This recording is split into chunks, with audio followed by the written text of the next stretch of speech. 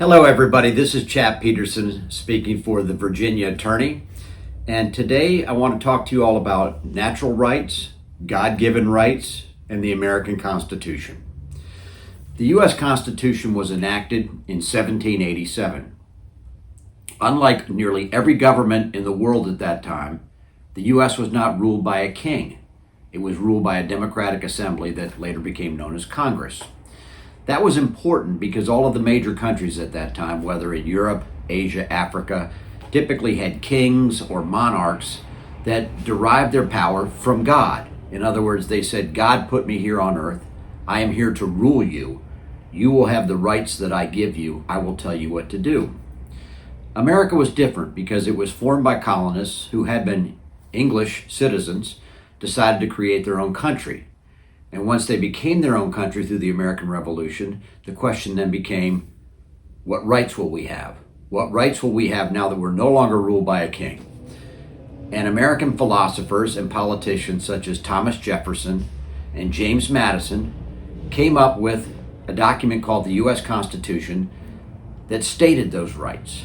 Now, the U.S. Constitution was enacted in 1787, and what the Constitutional Convention decided to do was to take those rights and make them a separate document that became known as the Bill of Rights. But the Bill of Rights was important in that it tracked the same idea that led to the American Revolution, that rights came from God.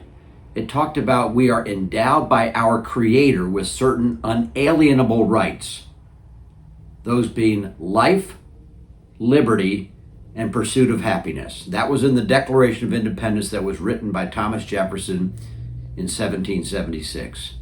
The Constitution was then written by James Madison, mostly in 1787, and adopted with amendments by the Constitutional Convention. And that came with the Bill of Rights, which were the first 10 amendments added to the U.S. Constitution. And the First Amendment was the most important. It talked about rights, again, that came from God, that were given to citizens, and citizens held these rights and they could not be taken away by government. For example, free exercise of religion. The ability to choose your own religion, choose whether you decide to worship, choose whether you go to church, don't go to church, that was one of the first rights. No establishment of religion. In other words, no religion would be established or paid for by tax dollars. No religion would be forced on anybody, forced on children. Freedom of speech. The ability to speak in public, speak about issues. That again was a natural right, a God-given right. Freedom of the press. The ability of the press to report, to talk about issues without being shut down by government. The right of assembly. The ability of people to come together, whether it's to have an election, to have a meeting, to learn about information.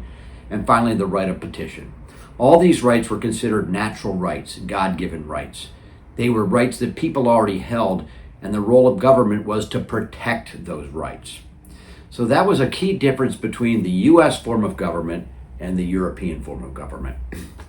Now, today in the world, sometimes those types of rights or that type of history is not in favor. Sometimes people want to say, well, government provides these rights, government can take away these rights. And in some ways, modern society may have different values than people did from the Constitution. And people have said, well, the government has the ability to limit rights. The right of free speech is not unlimited. The right of religion is not unlimited. You can't have the ability to discriminate against people. The right, for example, in America, we have the Second Amendment, the right to bear arms. That's not unlimited. And so the discussion has come that government can limit rights. Here's where I stand on this issue. Rights, as articulated in the U.S. Constitution, come from God. They belong to us as individuals. We as individuals chose to either come to this country or grew up in this country and have agreed to have a government that governs over us. But that government governs with our consent. We as the citizens are first. The government works for us. And for the government to work for us, they have to respect our individual autonomy, our right to make our own decisions, whether it's in religion, whether it's in speech, whether it's in assembly. That includes the right to raise our children. the right to have our own opinions, the right to speak our own opinions.